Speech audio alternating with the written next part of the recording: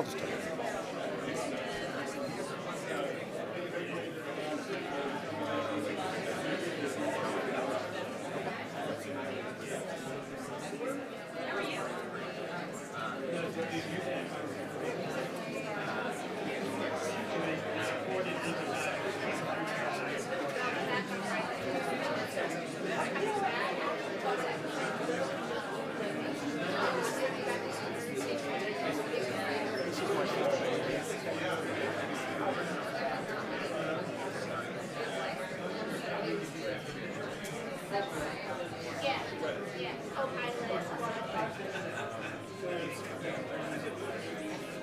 Yeah, would you mind sitting there?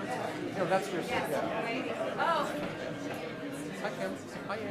How are you? How are you? All right.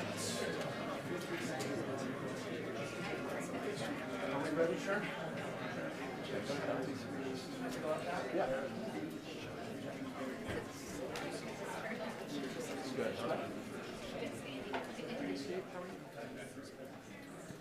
Please take your seats. The program is about to begin.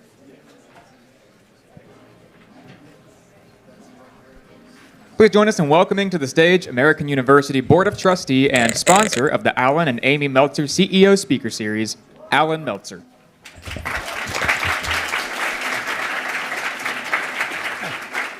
Thank you. Before I read what Dean Marchick told me to say, I thought that I would just say, Brad, you will probably never remember that I introduced you, but I will always remember it. So thank you very much. Also, I'm a stockholder of Microsoft. I want to thank you very much. You've done a much better job than Bill Gates. And he thanks you too, right? Okay. Good afternoon. My name's Alan Meltzer. I serve on the board of the trustees, and my wife and I endowed the CEO Speaker Series so the university could bring leaders like Brad to interact with students, faculty, and staff. I'm thrilled that Kogod School is hosting Brad today, the latest of an amazing group of speakers. In the last 2 weeks alone, the Kogod School has hosted NBA great turned business leader Jamal Mashburn, Carlyle co-founder David Rubenstein, and Jeff Zients, White House Chief of Staff. Dave, I'm going to give you a round of applause for that. Dean Marchick's done an amazing job. Today's presentation on AI is both timely and relevant. Brad Smith has equated the event of AI to the invention of the printing press or discovery of electricity. AI will change all of our lives. It's also relevant to AU because Kogod School is one of the first schools in the country to integrate AI into its curriculum. Brad Smith is one of the most influential technology leaders in the world. He has worked at Microsoft for more than 3 decades and now serves as vice chairman and president. He is a co-author of a book, Tools and Weapons, Promises and Perils of the Digital Age, and he hosts a podcast. He's co-founding a nonprofit with Angelina Jolie. She'll be here next week, Dave. On any given day, he is meeting with presidents and prime ministers. But today, he is at American University talking to students, staff, and faculty. Mr. Smith will provide some comments on the AI economy. After that, Dean Marchick will engage in a short conversation with Brad and then open it up for questions. Thanks really for being here. It's my honor to introduce you, Brad Smith.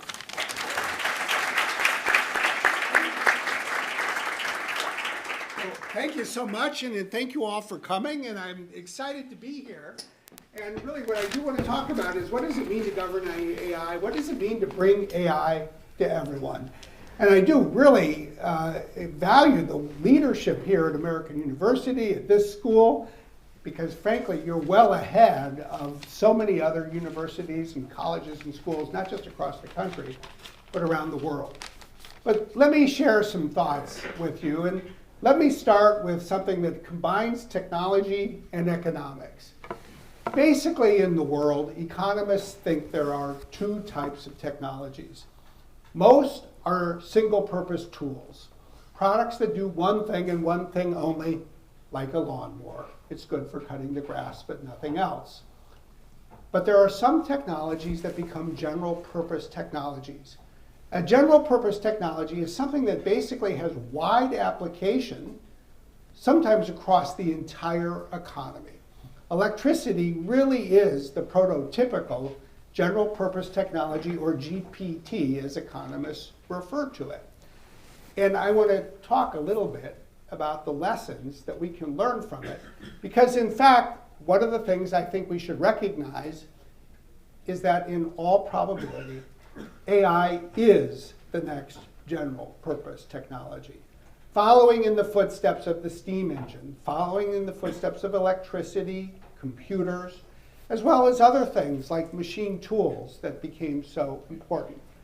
What is really interesting is that if you look historically, and you can look historically over not millions, but hundreds and hundreds centuries, you see that in fact, at certain points in time, per capita GDP for planet Earth rose when new technologies were invented. And I think the most interesting one, in fact, to think about is the one that I mentioned. It should be coming up here in a second because it moved off of that slide. Here it comes. It is electricity. Electricity, as you may recall, was really mastered first by Thomas Edison. It was in 1878, and he did this initially for one specific purpose. He wanted to light a light bulb, to bring light into a dark room at night.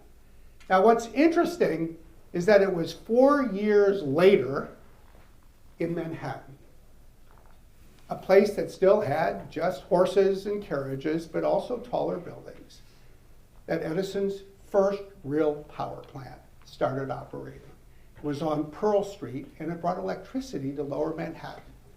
The first building it lit was the New York Times building. Light was brought to the streets of Manhattan.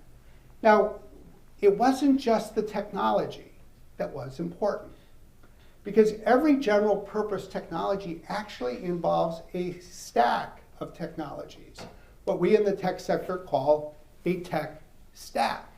And so in the case of electricity, we all know this well. It starts with fuel, whether it's coal as it was in 1882 or a nuclear power plant today.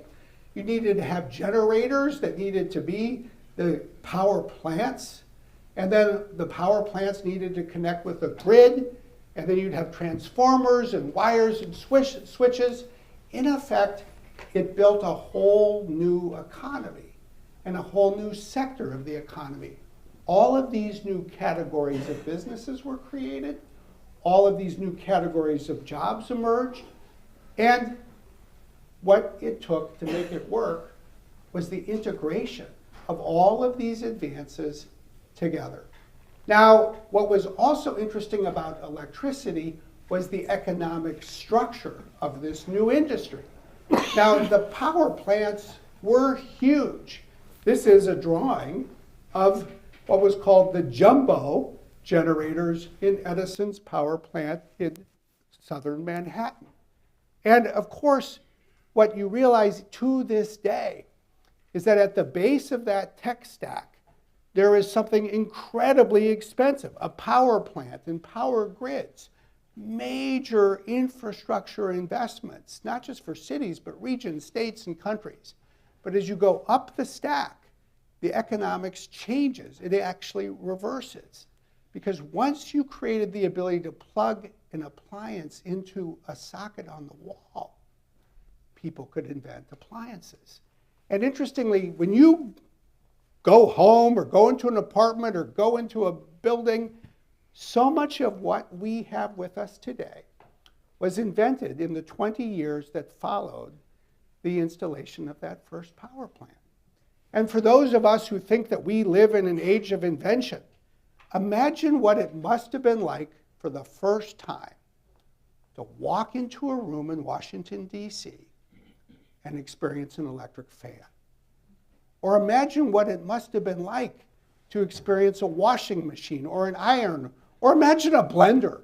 It probably looked a little bit like magic, but all of these things were invented inexpensively, often by new companies and new people, once that infrastructure was in place. Now, what's also really interesting about the history of electricity is to see how electricity spread and prosperity followed. As electricity grew across the country, per capita GDP as well. In fact, but for the Great Depression, per capita GDP grew almost in lockstep fashion with the spread of electricity. And what was true in the United States has been true in every other country around the world. Here you see India, and the same thing happened. But you know what's really interesting about this? This was 70 years later. That's how long it took for the explosion in broad-scale electricity use to move from North America and Japan and Western Europe to a country like India. And there is something even more notable than that. As somebody who's made several trips to Kenya, we were there a few months ago. We always try to find a bit of an opportunity to go learn something. So we had a chance to spend an hour at this building. It's the Nairobi National Museum. And one exhibit caught my eye more than anything else. It was this. It was the story of the Kenyan National Railroad. The United Kingdom, the British, colonized Kenya. They spent the money to build this railroad from Mombasa all the way across Kenya to Lake Victoria in Uganda. Why? Because they wanted to get there before the Germans and control the agricultural productivity and raw materials around Lake Victoria. What this really stands for is what happened with electricity.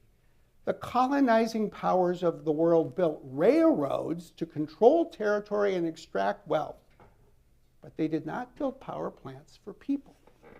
So here we are. It is 142 years after Edison's first power plant. This is a picture of the world tonight. And look how you see the absence of light in Africa. There are still 700 million people, more than double the population of the United States. 43% of the people who live in Africa who today still don't have access to electricity. In some ways, I think this is the greatest technology tragedy in the history of humanity. To invent a general purpose technology that can change people's lives, literally bring light into a dark room, transform productivity, grow economic growth, and take 150 years before we'll be able to say that we have electricity for everyone. It is the great cautionary tale. It is, in my view, the experience to be avoided as we look to the future. Now we have a new sector of the economy. Maybe even it's a new economy. It's a new AI economy. And what's interesting is, like electricity and other general purpose technologies, it too has a technology stack.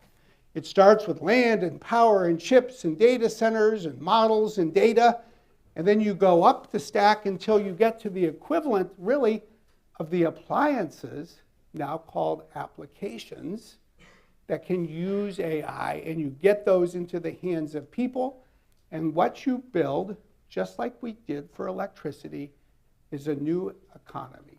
New types of businesses, new types of jobs. But what is fascinating in part to me is that the economic structure of the AI economy is very similar in one critical respect to the economic structure of electricity. When you look at the bottom, AI infrastructure and platforms, they are the modern day power plants. They're incredibly big, complicated, expensive. Literally, last week, we were with the Prime Minister of Italy. We announced our investment in Italy in just this year and next. Microsoft will spend almost $5 billion in just 2 years to build out the AI data infrastructure for that one country and serve part of Africa. We're doing this around the world. And for a company whose mission has always been about bringing technology to everyone, Whether it was Bill Gates in the 1970s saying we would bring a computer to every desk in every home, or for the last decade, taking technology so it could empower every person and every organization, we think constantly about not only how to invent technology, but as economists say, diffuse it, enable people to adopt it. Now, we've been on a bit of a grand tour around the world over the last year, literally going from country to country, making these investments.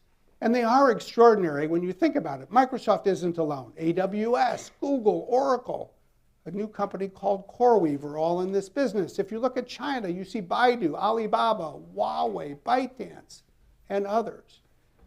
Fundamentally, you see the foundation being laid with all of these enormous investments. If you look at the CHIPS and Science Act in the United States, the US government, in an unprecedented way, allocated $52 billion over 5 years. Last year, for capital investment for data centers with AI, Microsoft spent $53 billion in 12 months. A CHIPS Act basically every year. But if we're going to bring AI to everyone, even that is not sufficient. It's going to take not only private companies, but it's going to take private capital. That's why another business innovation, we announced just a few weeks ago with BlackRock and MGX, part of the UAE's Sovereign Wealth Fund, a new initiative to raise $100 billion that will fund these kinds of infrastructure projects, as well as the production of power and the rest of the supply chain needed to make them happen. And of course, unlike Thomas Edison, we understand something that he did not. A lot of electricity generation can be bad for the planet. So we have to do this in ways that not only bring on more electricity to the grid, but new sources of carbon-free energy, whether it's solar and wind, or things like nuclear, as you might have seen Microsoft announce just a couple of weeks ago, to restart the reactor at 3 Mile Island that was shut down in 2019 after operating safely for decades, to bring almost enough power online to power the city of San Francisco. That is what we need to do. But as important as infrastructure is, this requires a lot more than infrastructure to bring AI to everyone. And I find one of the most fascinating lessons one can learn, again, comes from the experience with electricity. Because the United States had a remarkable history for the adoption of electricity. It spread quickly in the urban parts of the country, but slowly in rural America.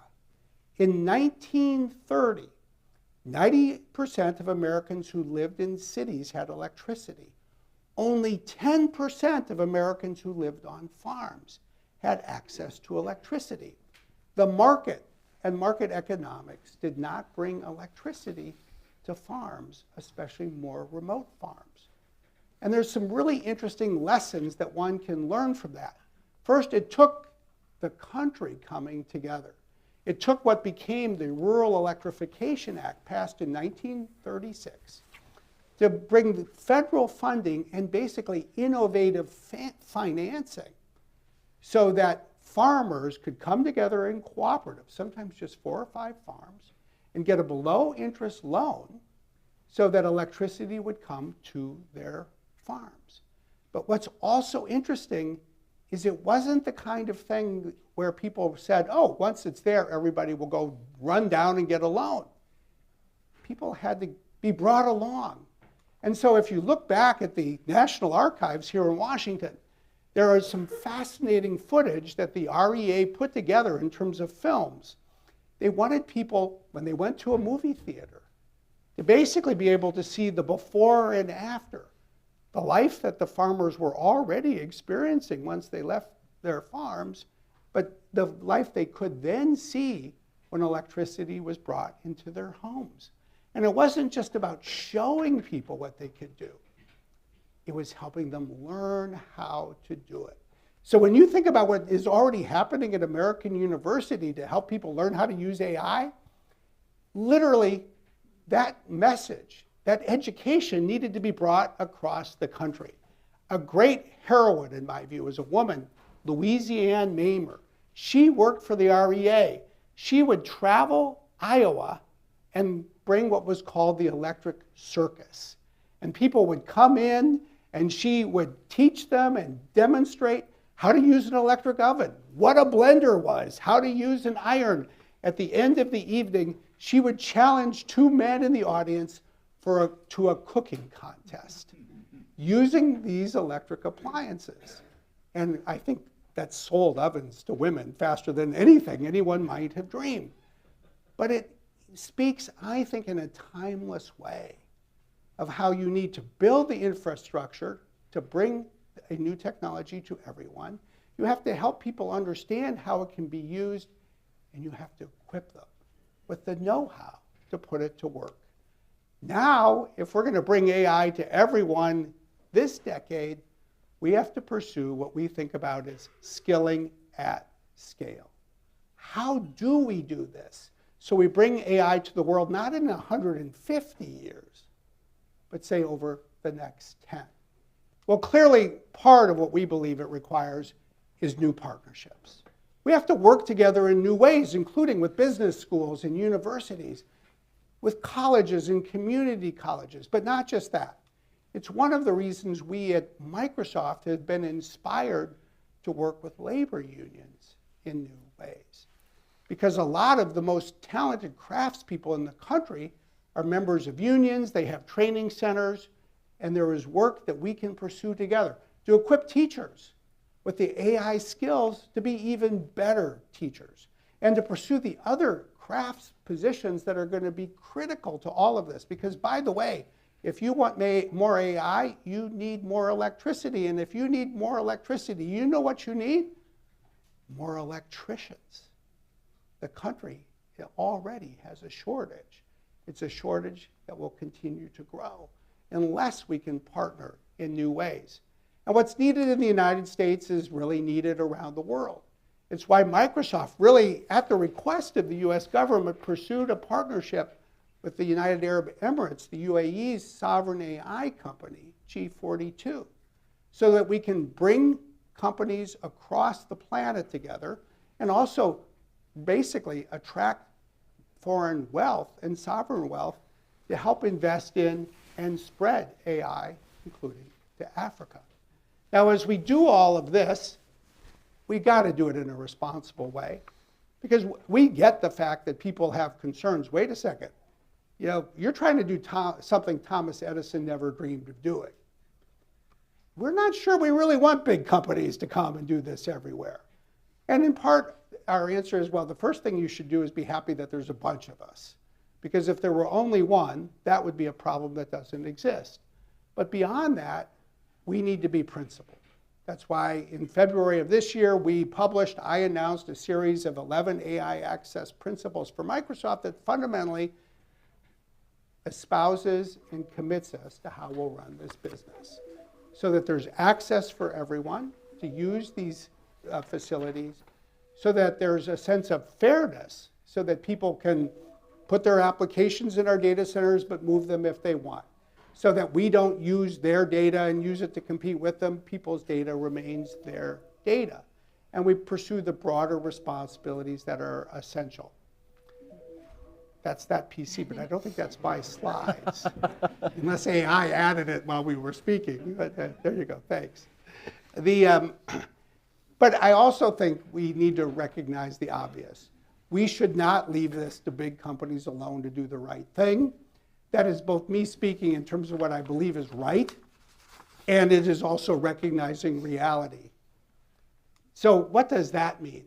Well, we need to be committed to what we call trustworthy AI, something that really prioritizes safety, security, privacy, responsible AI. These are important disciplines that will be critical here.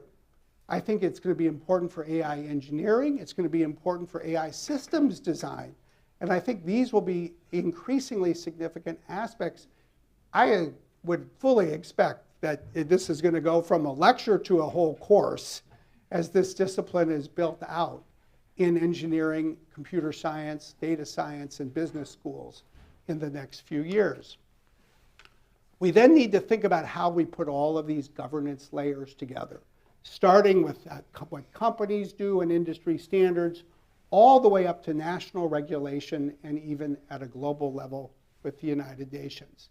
And that's another thing that we're actually spending a lot of time thinking about.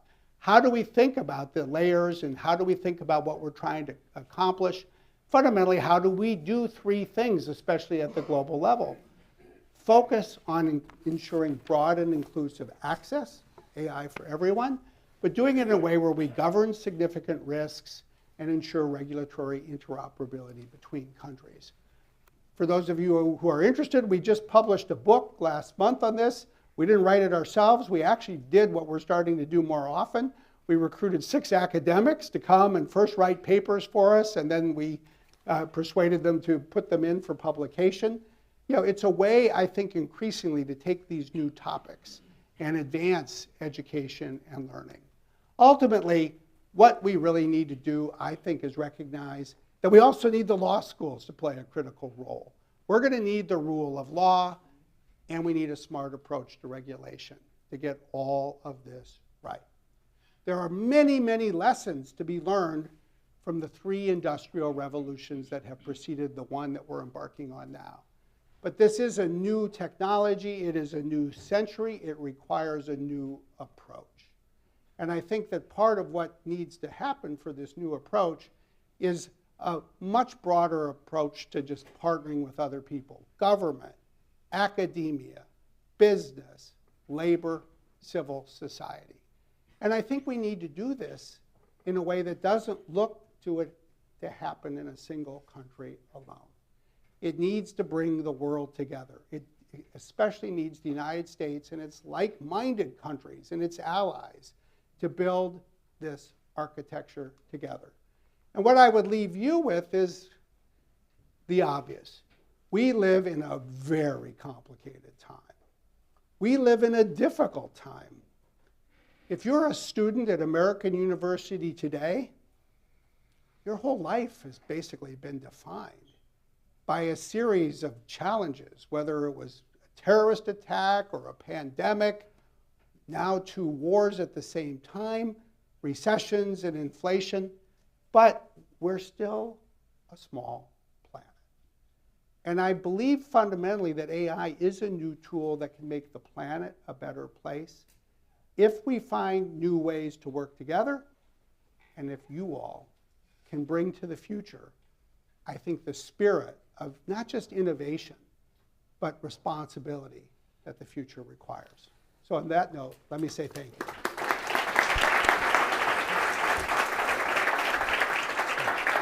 Thank you.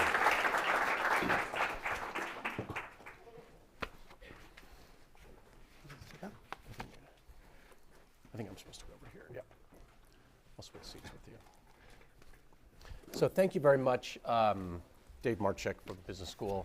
I also want to thank Carol Ann Brown, who works with Brad. She's his co-author and runs his office. And Julie Wugalter and I, we emailed Brad maybe a year ago, and he said, yes, I'll come. And then we probably badgered Carol Ann, I don't know, 150 times. When can he? So, you know, I had to learn the lesson that many students learn, which is how do you be an advocate, but also not drive someone crazy, and hopefully I don't. I have a bunch of questions, but I'm going to just ask one, and then we're going to open up to the students because I think that'll be more interesting. Maybe 2. In the ante-room, we were meeting with some faculty members and other deans and provost, and I asked you, what should we be doing at American University to take what we've done, which is very innovative, but go to the next level? And then also, what should students look to learn so when they graduate, they can have AI fluency and have that on their resume? So as we were talking, I think there's 2 things to think about. The first is how we all become fluent in AI. And by that I mean really comfortable, conversant, using AI applications in a variety of ways. Fundamentally, the reason I am in the job I am today at Microsoft is because when I was a law student at Columbia Law School, I had this thought, hey, what I said to my wife, who was also in the same class in law school, let's go buy a PC. And they were like brand new. It was 1984, and got this thing and used it to work on papers and write the briefs for the moot court team. And what I discovered quickly is I could write better and faster by using a PC. When I moved to Washington, D.C. and joined a law firm here, I am still recalled as the person who first said, I'm only going to accept the offer if you give me a PC. And fundamentally, I just got excited about using it. And I tried using it in different ways. And some things worked and some things didn't. The more you can do that, the better you will be for the rest of your life in terms of AI fluency.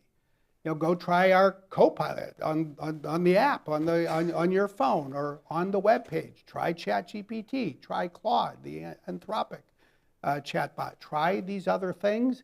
You'll have more and more opportunities to use more specialized tools, and some of them you'll like, some of them you'll hate, some will die, some will become great successes. I can still claim I was one of the very first purchasers of a product called Microsoft Word. It was version 1.0. But it gets you comfortable. And by being comfortable, you'll find 5 years from now, you're going to be working somewhere and you may know AI better than anybody else there. That's what happened with me in the law firm. So that would be job one, and the more opportunities you can pursue that even today, go do it. Most of the stuff you can find and use for free. And then there are these two disciplines that I think are emerging, and we have a lot more to learn because it's still so early. One is what I would call AI engineering, the evolution of computer science and data science as they come together. It probably requires less coding, but it does require greater acumen in the use of data, and in ways that have never happened before, a real focus on risk management as people create AI applications, how you avoid bias, protect privacy, and the like. And then what I think will be the new business school discipline, think of it as AI systems design or systems management. How do we train people? How do you get good at identifying the business processes that are most likely to benefit from the application of AI? The work with AI engineers to design those applications, the ability to measure whether those applications are doing what you define as the KPIs, the ability to have risk management systems in place, maybe most importantly, or at least the biggest challenge, how to guide people in an organization through the change management needed to apply AI. All of these are the skills of the future. And you know, it's interesting, the third industrial revolution was really about computerization. The 50-year history, meaning the past 50 years, which has really been the time of that, is also the time of Microsoft's existence. And if you really ask what institution or organization has most been involved in taking the digital transformation and diffusing it across the economy, that is what Microsoft does. So a lot of what we're trying to do is draw on everything we've learned globally with different countries and cultures, and then think about, okay, how does this go to work successfully again with a new generation and a different kind of technology? So my last question is, you wrote a book, Caroline, Tools and Weapons. So AI can be a tool, but can also be scary. There's all these scenarios about, you know, it could take over the world, run military systems. So Microsoft is actually doing something unusual, which is you're calling for governments to create regulation to regulate what you do, which is most businesses want deregulation. So what do you actually want governments to do, and who would do that? Well, the first thing I would say is people sometimes look at me a little askance when I say, yeah, we do think that a level of regulation is needed, and you know, people in Silicon Valley look at me and go, yeah, you guys have figured out how to, you know, co-opt this and have regulatory capture. And I'm like, no, actually, like, go back to electricity. It's sort of obvious. People were not going to put electricity in their home or their building if they thought they could get electrocuted. That's called, you know, danger outweighing all benefits. You know, you have to have something that's safe. And as I sometimes say to folks in Silicon Valley, go to the grocery store, go to the milk section. It is amazing. We have skim milk and whole milk and almond milk and soy milk and chocolate milk, but you know what it all is? It's safe milk. Nobody says, hey, where's the safe milk so I can get it? It's all safe. And you know why we have confidence? Because there's a Department of Agriculture that actually has health and safety standards backed up by safety inspectors. So I turn to folks in Silicon Valley who are creating AI, and I say, you know what, you say AI is going to be the most powerful technology ever invented. Yes. Do you really think it'll be subject to less regulation than a carton of milk? I mean, come on. That's the world in which we live. Let's figure out how to get it right. We need safety and security to go hand in hand with innovation. That is always hard. People in business love to complain, including myself on certain days, about what some regulators might be dreaming up. But a healthy market usually has that kind of regulatory infrastructure around it. The key is to get the balance right. And I think that really, at one level, involves guardrails that we create ourselves for our products, that then you're going to see regulation require at some appropriate level. And then recognizing that AI is a weapon as well as a tool. We use AI and need to use AI as a tool to fight the use of AI as a weapon. So, for example, we're using AI to detect deep fakes that are being created by the Russian government, including to try to disrupt the election over the next month. So we need to put all of these pieces together, but I do fundamentally believe that a balanced approach is likely to be best. Okay, thank you. So we have a few student questions. I'm going to call on Ryan, who was supposed to ask Jeff Zients a question, but Jeff had to leave. So you could ask Brad Smith. I know Jeff well. I'd be happy to answer his question. So just introduce yourself, like what school are you in, what grade, and Hi, I'm Ryan. I'm a freshman in the Kogod School of Business. I just wanted to ask, how do you recommend students could incorporate AI into their everyday lives that would make themselves more appealing to employers as the job field becomes more competitive? I'll go back to my answer, start using it, and I would definitely encourage you to use it for research and writing, which is not to say abandon thinking or editing or your own writing. But I do think it can get you started with ideas. I think it can help a lot with research if you're looking for certain themes, certain leads. When I use Copilot, I very frequently do this. I'll go in and if there's some new topic, I'll say, write a 1,000-word essay on fill in the blank and include citations and sources, and it gets me going faster. For anybody who grew up in a country that didn't have English as your first language, even for those of us who have had English as our first language, using it for some editing help is a useful thing. There will be a day, and probably it's already here or is months away, where just as we used to get resumes, still do, I know how to use PowerPoint and Word and Excel, or Google Docs, or you name it. People will put on their resumes. I'm conversant in ChatGPT, Copilot, and Claude. And then some AI system will probably pick you out from the crowd. But I just think the more you do of that, the better. okay, and then Maeve. Yeah. Maeve, okay, introduce yourself. Hello, my name is Maeve. I'm a senior at AU, and I'm a student in both the School of Communications as well as the Kogod School of Business. And I wanted to focus in on one of your specific international partnerships in the project to build out AI infrastructure. I know that in February, you spoke at the El País headquarters in Madrid about your partnership with the Spanish government. And you talked about kind of a unique issue with Spain, being that it hosted quite a high AI usership base, but it kind of lacked the AI infrastructure to actually create AI software. And you actually kind of turned this into a positive, saying that this was an opportunity to further close the Spanish unemployment gap. Yeah. And I was wondering, how would you use specific examples from your partnership with the Spanish government to persuade other countries that might be skeptical about AI of using it to build out their economy? Yeah, well, first of all, I'm impressed by your research. So, I'm going, okay, Spain. That was communications. I was going to say, so, yeah, go, way to go, yes. I think there's two aspects I would point to. First, a lesson that I've learned that is generalizable. The first question to ask is not how can we put AI to use, but what are the problems we want to solve? And one of the things that's most memorable to me from the trip to Spain, and I may forget the precise number, and I don't know whether Carol Ann, who's here, will remember it, but I think something like a third of doctors in Spain are going to reach retirement age in the next 10 years. So you go to a country and they're worried about health care, and they're going to lose a third of their doctors in a decade. And so then you ask, what do you do? And then you ask, well, where can AI help? See, this is, I think, a great example that you can then apply to like business school thinking. Now you know that you need to get the same amount of health care with what could be fewer doctors. So then you start looking at, well, what do doctors do every day? Analyze their time. You know, one thing that doctors do is they write reports. You know, they share reports with people.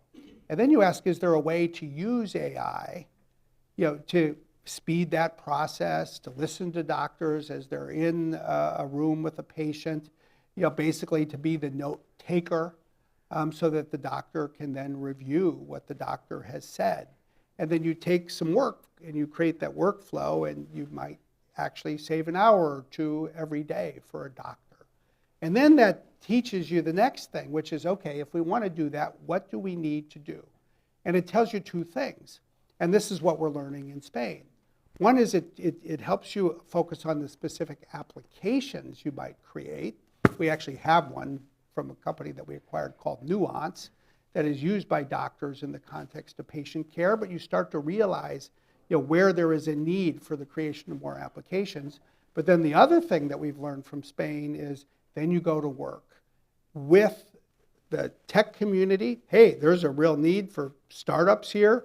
And sometimes it's like literally 3 people who graduate from a business school with an undergraduate degree, borrow $100,000 from a bank that's willing to lend it to them, and off they go, you know, creating a new application. But the other thing you learn is then you have to train the doctors. So a lot of what we're doing, what we talked about when we met with the president of Spain, was we need to create a program to train different people so that they're conversant, comfortable using AI.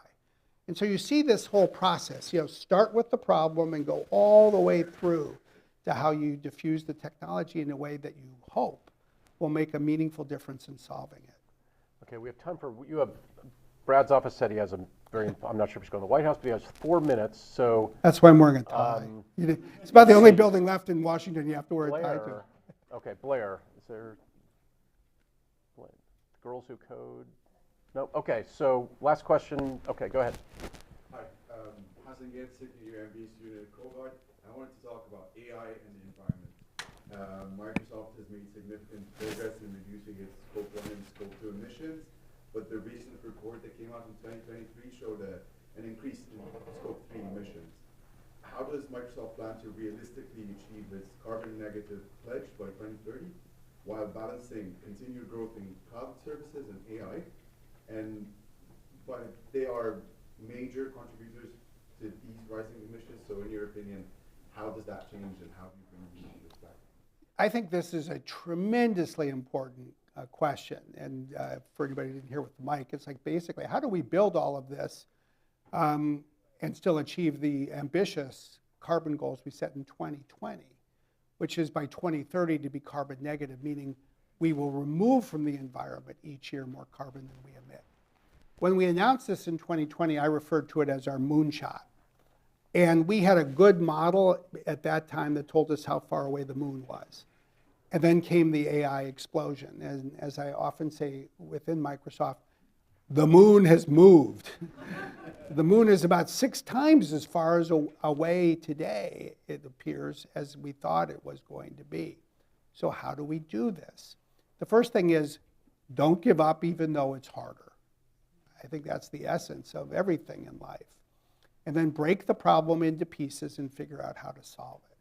The first piece is electricity generation. We do need more electricity.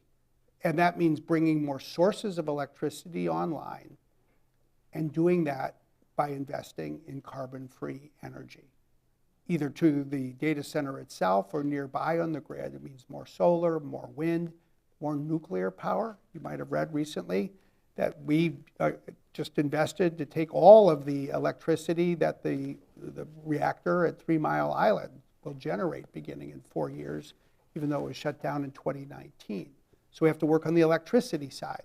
But the so-called Scope 3 emissions are really the biggest share of Microsoft's emissions. And so again, go to work on studying the problem. That's what we've done. We learned that 23% of our Scope 3 emissions are chips. The chips produce carbon emissions because they're produced in fabrication plants that today are in other countries that run on fossil fuel to generate electricity.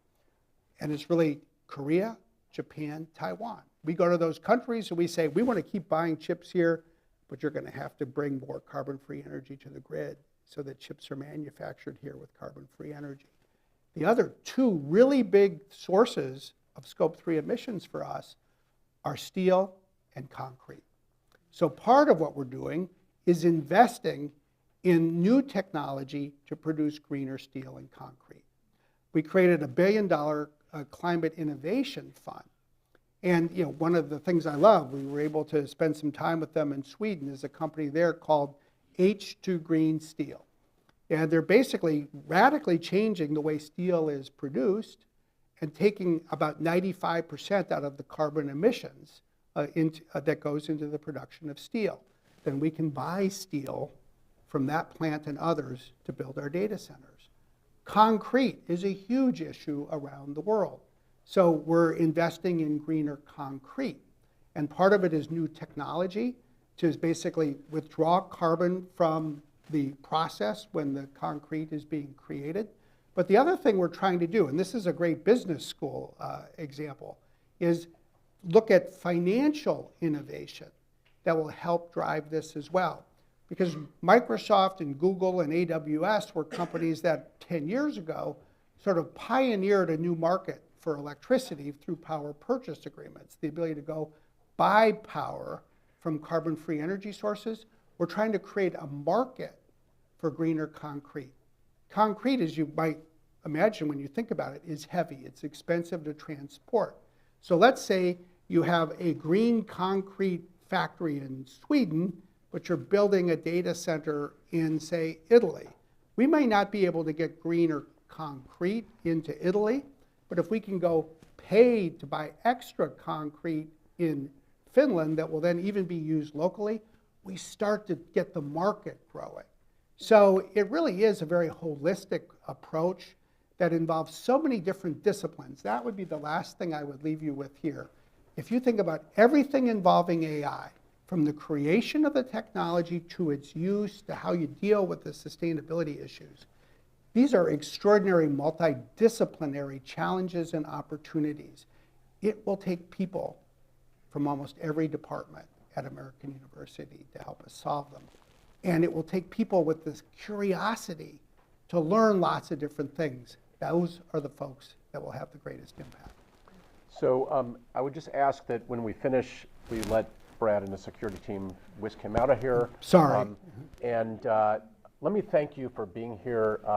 I begged you and Carol Ann to come because I think that you're one of the most impressive leaders I've ever seen in the government, business, and law.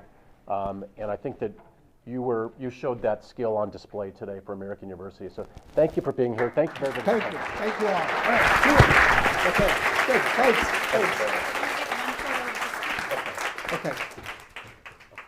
Just give us 1 minute. Thank you. Oh, you're going to get a picture with students. Okay. Hi there. Okay. So we just do a quick. Well, you all are the future. Just remember that. So, go make it work better than we have. No pressure. Yeah. No pressure. Great. Thanks. Okay. Thanks for the questions. Good. Good to see you. That's pretty amazing.